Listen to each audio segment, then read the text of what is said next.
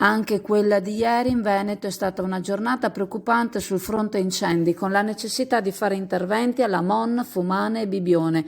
Il presidente della Regione Veneto, Luca Zaia, ha ringraziato i volontari antincendio boschivo per i loro interventi, come ha ringraziato tutti coloro che stanno partecipando nelle stesse operazioni. Nel timore che a causa del caldo torrido e della mancanza di piogge la situazione non possa migliorare, il presidente Luca Zaia chiede la collaborazione di tutti e fa affidamento sulla loro responsabilità.